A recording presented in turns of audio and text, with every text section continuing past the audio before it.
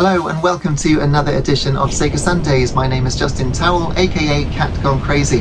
Now, as the intro plays on this game, I must tell you that this is a real legend in Sega's history, and that is the original Tomb Raider from 1996. This is the PAL version running on a PAL Sega Saturn, and as a result you can notice it's quite slow. That is because PAL runs at, I think, 17.5% slower rate than it does elsewhere in the world. But while Lara Croft herself found her home on PlayStation and had 5 games on the original PlayStation, Tomb Raiders 1, 2, 3, The Last Revelation and Chronicles, on Sega Saturn she only appeared once. But crucially, she appeared first on Saturn, which makes her absolutely, absolutely have a right to be here on Sega Sundays, in my opinion. Creator of all things bright and beautiful. Creator of all things bright and beautiful. Seal it, Larson. I mean, I've seen this so many times, but I do love it. How does that make your wallet rumble? I'm sorry. She only plays for sport, of course, and this is the original Lara Croft design as seen by Toby Gard, who came up with the idea of Lara Croft. She was going to be male originally, but too much like Indiana Jones, they made her female. And before she turned into this sort of gaming icon, she was just an explorer, really, savvy and cool, but essentially an explorer. Quite polite, very English, really cool. So basically the outline of the plot there is given that there's this ancient artifact called the Skion, and it's somewhere in Peru, in the tomb of Qualapec. So that's where we are going at the start. So I'm going to start a new game. And you only get one save file, as I found out to my chagrin, is that the word? When I let my friend Joe have a go. So obviously he got to the first save point, he saved the game, and it overwrote my entire game. And I had spent hours on it. I mean, my family and I would sit and play this in the evenings like we were watching a film. Everyone was into it, my mum, my dad. Not sure of my sister, let me think. Perhaps she was out working or something. I don't remember her playing it so much, but she did play it a bit. Anyway, it took us hours and hours, even after I'd lost my save file and got back through. It said 15 hours for time completion, but that's game time. That does not cover the constant restarts and reloading, because the game is insanely difficult, it really is. I remember watching the CG bit here and thinking, imagine if games look that good, will they ever look that good? And of course by now they look so much better than this, which is quite extraordinary. Anyway, the Sherpa dude looks in and sees these eyes, and unfortunately they are wolves. Doesn't turn out very well for him. But you'll see that Lara Croft now takes off her shawl, and you can see her ponytail, which is only in the cutscenes. You'll see in a second. Because in the game they ran out of polygons. They couldn't have her ponytail in the first game, which is amazing. Yeah. So unfortunately that's curtains for him. And then you get this amazing sense of isolation. So she doesn't have someone yabbering away in her ear like she does in Tomb Raider Legend. She's just exploring on her own. And even with the PAL version being so much slower, which you'll notice after it's loaded, I do feel that that pace of the game gives it even more atmosphere, because everything is so much more deliberate. It's not a fast-paced action game. You really are exploring. There's no timer that you can see. It does time your completion of the levels, so you can keep a track of it if you want to speedrun it.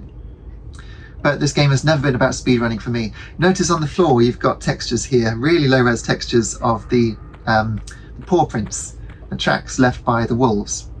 But they're not dynamic at all. They're baked in, so when you meet more wolves in a moment, they don't affect the snow at all. Anyway, the first thing to get past is blow darts coming out the walls. There they go. And one did hit me, so jumping around like a fool did not help. Now, I'm playing on a real Sega Saturn. This is the 3D control pad set to digital, because the game came out well before games were doing analog control, or at least I say that, but of course Knights would have come out around this time, and Daytona CCE also. Whoops, I should have not fallen off there. Daytona CCE obviously did use it, but for whatever reason, this game doesn't support it. I think it was just a bit too early. And you can hold the left trigger to walk forwards, which you have to do. Unlike the remakes, you have to be exactly over an item to pick it up. She won't do any of that for you.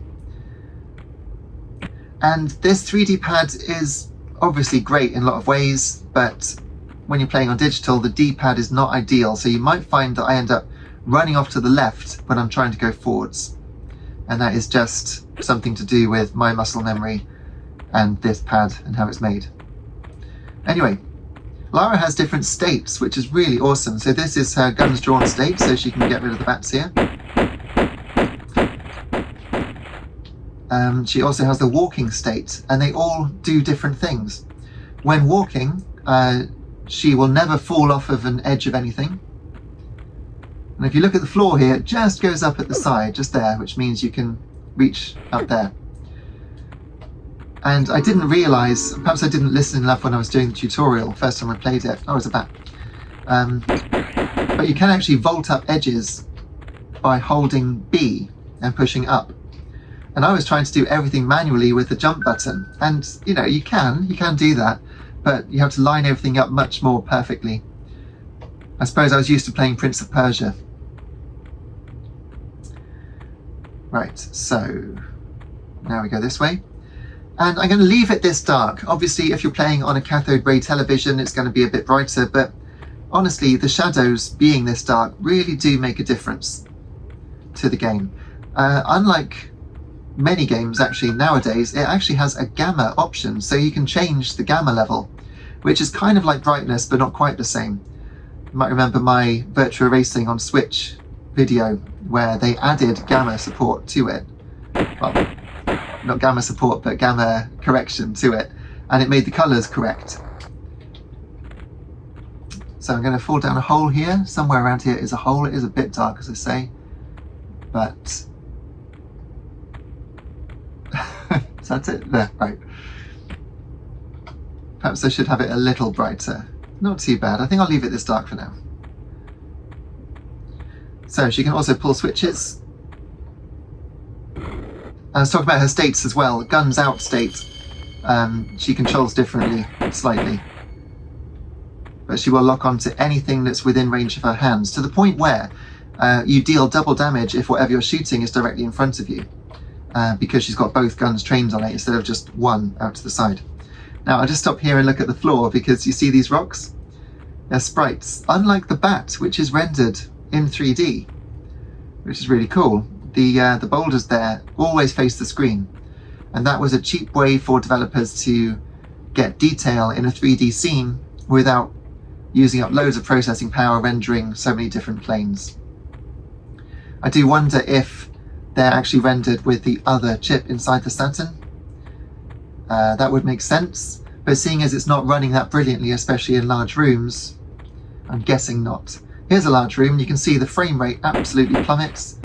There are wolves down there waking up from their slumber. I'm going to jump down and fight with them. You see they're not leaving any tracks in the snow.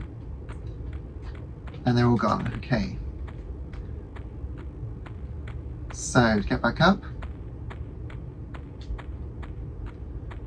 And even now, I feel like I'm exploring it, because I don't remember it all. It's a very big game. I think this is a mummified... Yeah. That was quite scary at the time. Although its head is so much bigger than Lara's. I suppose they didn't really think of that. I do wonder if anyone was scared by that they wouldn't actually go up next to it for fear it came alive. But the sprites in the game never do come alive, so that's how you know. Right. It's hard to know actually which way I came from. I must say I'm not very good with my sense of direction in games or in general. But I feel like this is where I would have started. Let's have a look over there. Yeah, I think this is the wrong end, isn't it? We'll soon find out. Yeah, that's where you come in. Annoying. Never mind. Right, let's try again then. So you don't actually have to go down and face the wolves at that juncture. The frame rate is poor, isn't it? Camera's swinging around all over the place. I'm not sure what they wanted you to see there, but that is deliberate scripting, in my opinion.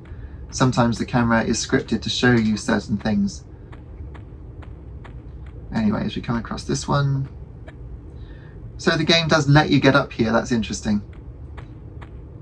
Once you've fallen down, it takes some pity on you. Now, everything tells me there should be a secret over there, but there isn't, so... Let's come along here.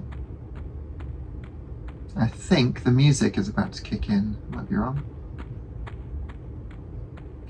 Right, so we're now in this large area where the frame rate has dropped. I'm just exploring, see if I can find any pickups, collectibles. And here's your first real jumping test. Now on the Sega Saturn, the save points, these save diamonds, are not reflective.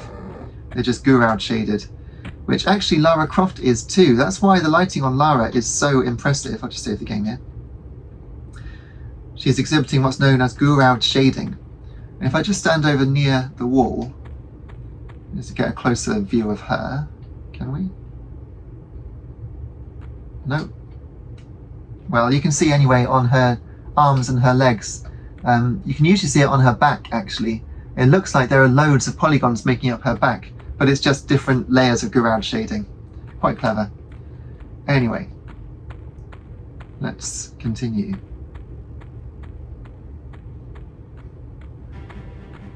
So, the music kicks in now.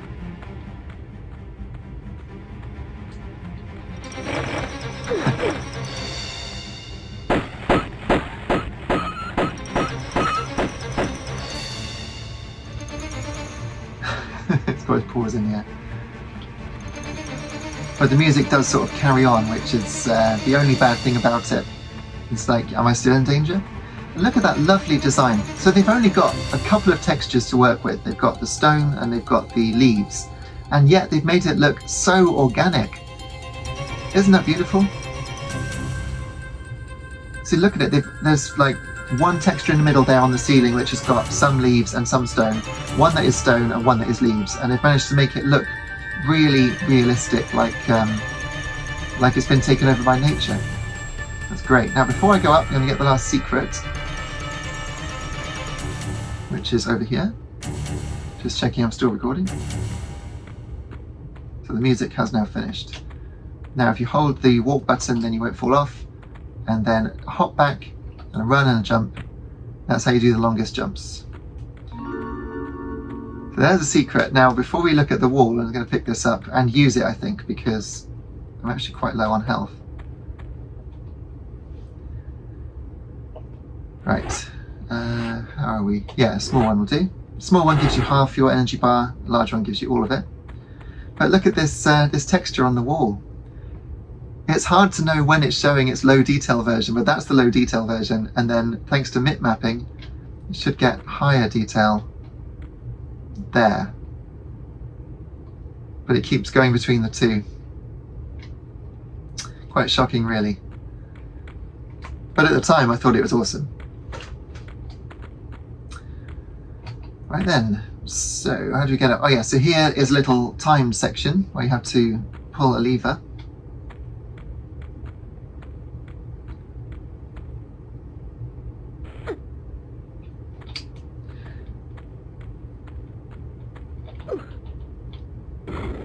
Here we go. So if I hop back and jump forwards, I should land on that. That's good. And then little hop forwards, hold it and go up. That's how you do it.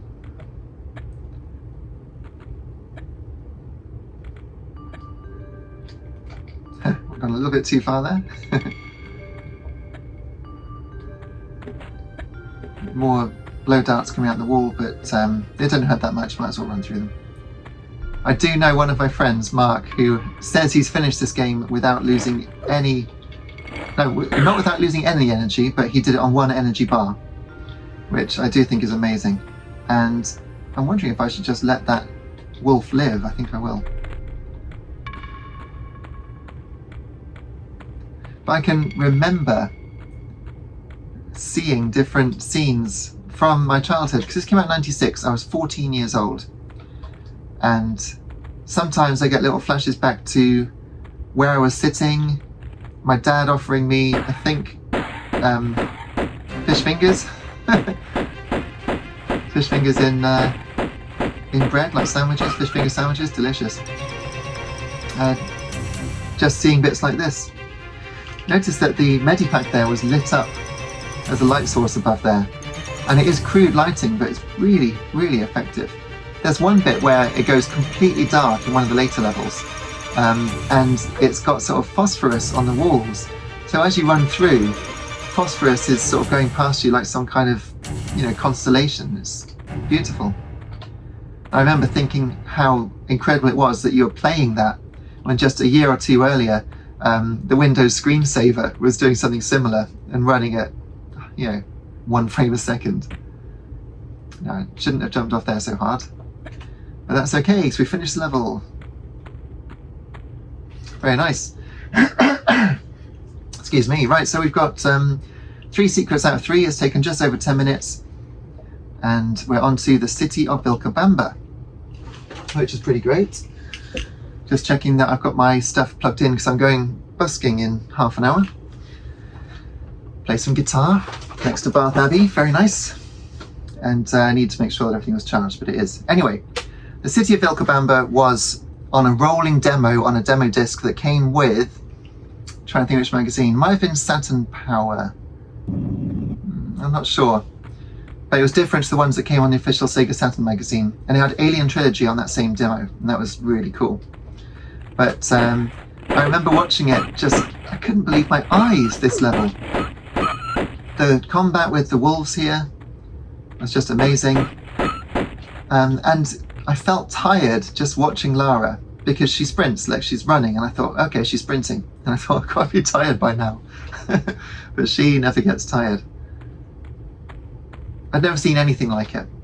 And what's interesting is, in 1996, the world did have Super Mario 64, but I say the world, actually only Japan had it. So if you didn't import an N64, you didn't have the first true 3D game. So when this came out, this to me was the first true 3D game, because you're exploring in real 3D. I thought it was amazing, I really did. But I suppose they say first true 3D game because I'm guessing that Mario 64 uses polygons, whereas this uses transformed sprites for every surface you see. So it might be that. But to me, this was real 3D exploration. And so when Mario 64 came out, I appreciate this is a Sega Sundays thing, but I'm not biased against them. Honestly, when I did actually play Mario 64, I didn't think it was that good. Gotta say it. I never loved it. I've got it, and I've played it. I remember fighting Bowser, but I don't know if that was to beat him properly. But I just felt that this had so much more atmosphere. Now, you can see the keyframes, look.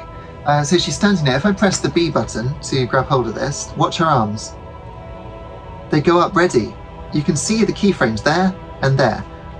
So then when you start the animation, it goes from that point. So that's the only thing that tells you that you can move this item. Whoops, didn't mean to pause it. You can move this block, is that she raises her hands like that if you hold B in front of it. So I was stuck in this room for ages before I realised not only could you pull it, but you could actually push it back through here, which is what you have to do.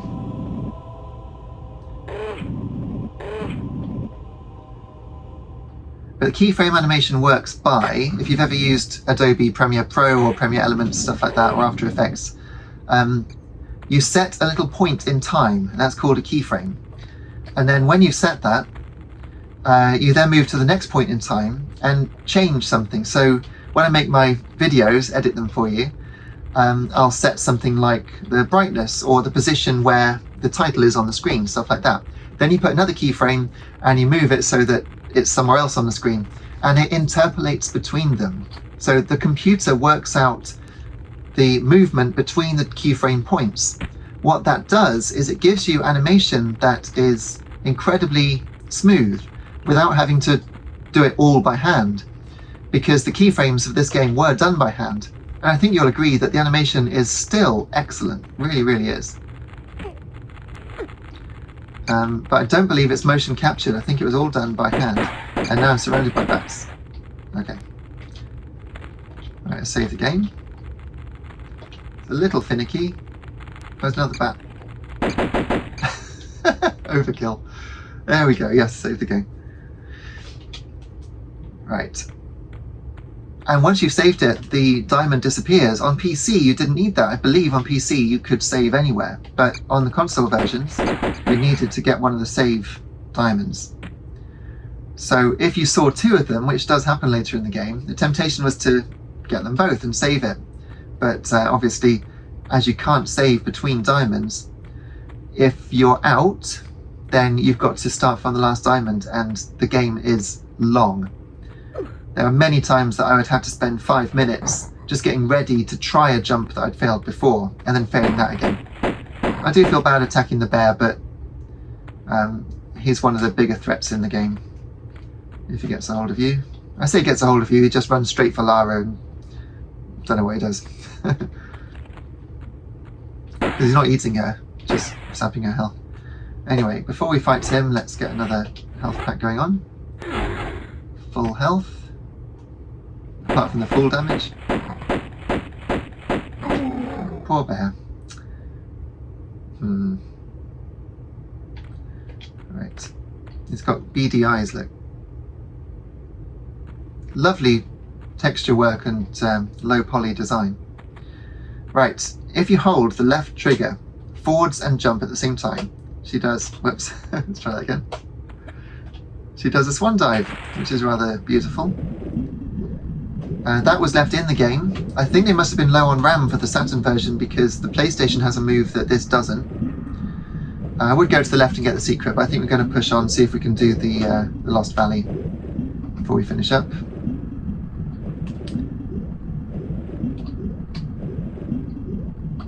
And there's a...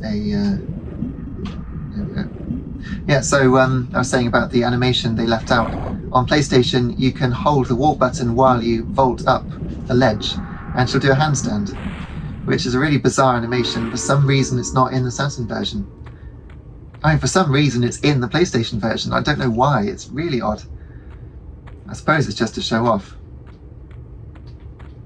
They might even have put it in just to show it off at events.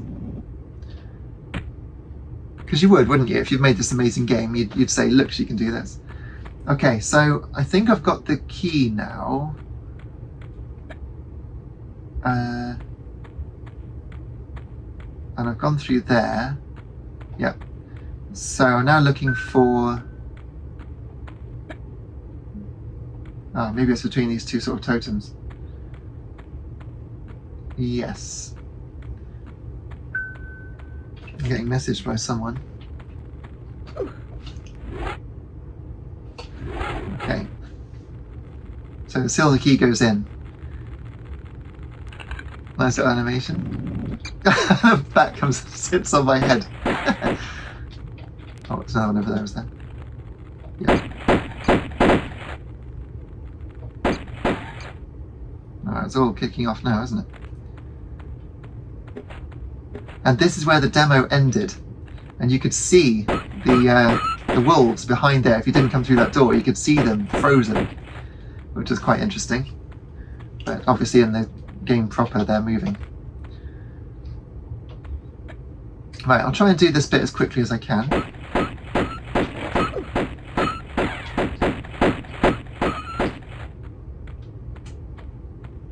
There are 3 different doors, and each one has got a sort of jumping puzzle in it, if I remember correctly.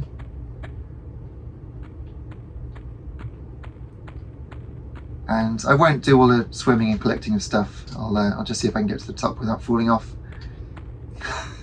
Famous last words, of course. Here we go.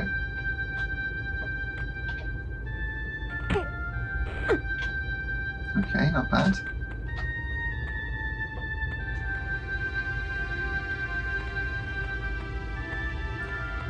And it is good to watch a game when someone kind of knows what they're doing, isn't it? It's much better than the alternative. Right. Oh, so there's another bat. It's in my hair. It's in my hair. And hop back for the long jump. And across with no problems.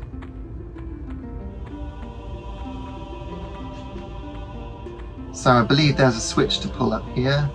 The textures actually seem a bit worse on the Saturn than they do on Evercade, but I suppose the Evercade is using, I'm guessing, the PlayStation ROM? Perhaps you can tell me in the comments which version of the game it is on Evercade. The Evercade version doesn't seem to have line glitching. Must hit the switch before I exit. The PlayStation version, when I finally got it at a car boot sale, years later, I loaded it up, and obviously it's smoother, but so much line glitching, by which I mean between the faces. They're not polygons, but between the faces of the scenery, you get little lines where they don't quite meet up. You might get a few here. Let's have a look. Well, you see that line that goes across there. That's part of the texture. But line glitching is where you can see a background color behind the faces that you're looking at. PlayStation's full of that, so I do prefer Saturn's rendering in that respect. I don't prefer the Saturn's frame rate, of course, especially playing it at 50 hertz like this.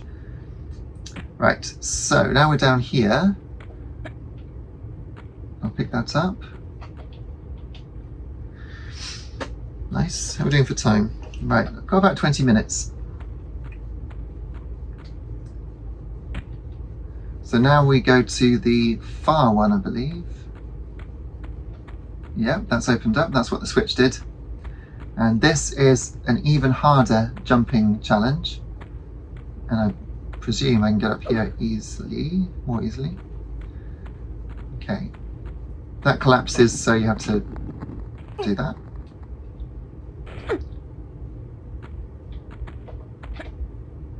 There we go.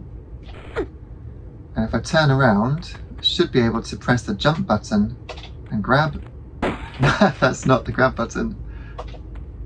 There we go. That's how I was doing all the jumps before I realised you could vault. And jump over here. Hop back. Jump over here. That's too far. That is too far. Oh, that's alright. Gosh. Okay. And jump up there. How lucky someone put that platform there, eh? Ah, squeaky bat. Where is it then? Ah, it's in my hair. It's a good time, isn't it? I really do like this game. Every time I play it, I do have a good time. And I can't say that of every game, I've got to say. To me, games should be fun. And I think the later Tomb Raiders, going back to Tomb Raider 3 on the remastered trilogy, it's just not that fun, in my opinion. This really does have that sense of fun. Right, so that's 2 switches pulled, which means we get to go through here. Now, on Evercade, I would be saving it at this point so that I don't come a cropper. But I can save it here. Well, that's useful, isn't it? Great. Okay, so I keep pressing the button wanting to do that and not. Lost a bit of health. Right, this is where I would save it because there's a pressure pad or something in the floor.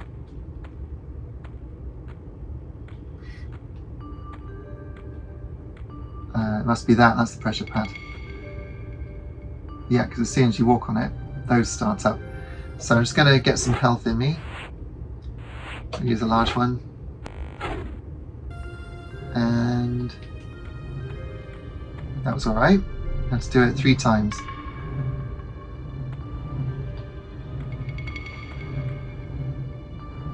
And I think I've done it.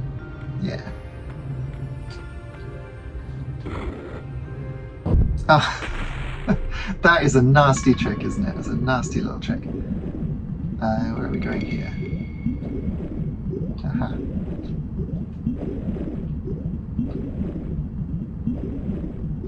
Wonderful sense of exploration. And of solitude. She's all on her own. and it's just you against the unknown, and that's why it works, because you don't know what's around the corner. I mean, it probably is the same textures as you've just seen before the corner, but you know what I mean. Okay, another switch. And that has opened. I've got a horrible feeling that I haven't got the artifact, or have I? I have. There's the gold idol, okay. I must just be doing it on autopilot, seriously. So, if we look down here, there's a bear. And there is the doorway over there. So I could just jump in and go up to my right, and if I can beat the bear, I've got a full health, haven't I? So let's see. Oh, but it's right there. Let's see if she does the animation with a bear on her.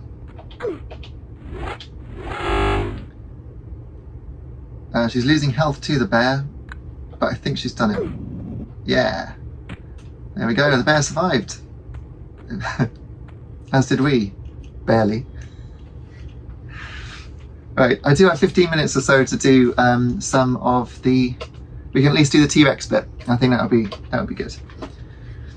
I'll go and get the shotgun first. What a game, though, isn't it? I mean, the quality keeps up for a lot of the game. In my opinion, it does dip for the last 3 or 4 levels, but you've got obviously you've just done the City of Vilcabamba. That's really good. The Lost Valley is superb. You've got the Tomb of Qualapec, which is good. St. Francis's Folly is amazing. The Colosseum is brilliant. It's really good until it gets near the end. You get into the mines, and after that it gets a bit weird. So, to get the shotgun, you have to go across here. Oh, but I haven't, so I was trying to do it too quickly, and you can't jump out, but we do get the scream now already. Oh, she didn't scream. But that's one of the iconic moments, and everyone believed in their mind that that was a huge waterfall. It's not that big. So actually, when they came to remake it for Tomb Raider Anniversary, and I remember going to the press events for it, they said they had to make things bigger. Notably, the Tyrannosaurus Rex, they had to make it bigger because everyone remembered it being huge, and it really wasn't that big. But we'll see that in a minute. I do think that where the camera is, though, because the camera is quite low here, does make it look bigger. I think you'll agree that the combat actually works pretty well, considering the camera's got to get everything in close quarters, everything like that. So, off to the right there is apparently nothing, but that changes later on. So we're going to be facing the T-Rex with pistols rather than the shotgun. But it can be done. It's not that much of a bullet sponge, actually. I think everyone was just really feeling like they should be scared, and it should be really difficult. It's not too bad. Okay. But, you know, it's a bit like, have you ever read Treasure Island? With the skeleton at the top of the hill, and it's pointing towards, I forget what it was, maybe the treasure. But just moments like this, where you feel like someone else came this far and didn't make it. And so whatever is past here is unknown. And of course it is, because as you'll see, velociraptors are coming. There they are.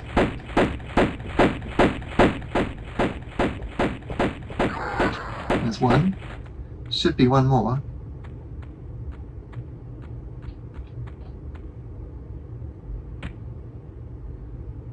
But where is the question? There.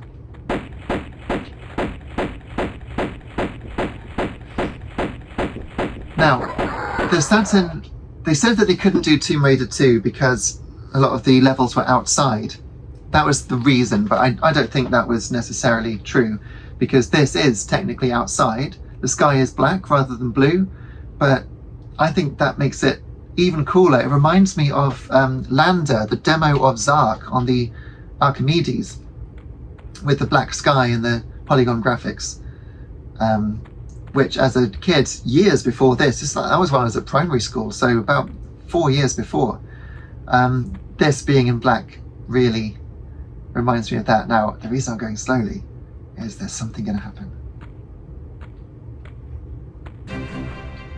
The music kicks in.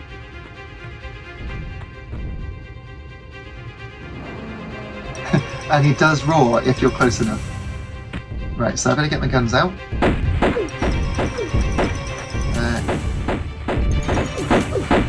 Okay, he's got some bites in. Let's get some health. And jump backwards. Jump backwards. Oh, he's got me. Oh, wonderful. Well, I think that's all we're going to do today. That's not my skeleton. Lara's behind there, but that obviously happened to that guy as well. Anyway, I really enjoyed that, so I hope you did too. That was Tomb Raider on the Sega Saturn, PAL version on real hardware. If you enjoyed this, then please do check back every Sunday, 8 AM UK time. We play a different Sega game, whether it's made by Sega or a notable game on Sega hardware. And it's all Sega here on Sundays on my channel. So, yeah, thanks very much for watching. I will see you again very soon. Take care until next time. Cheers.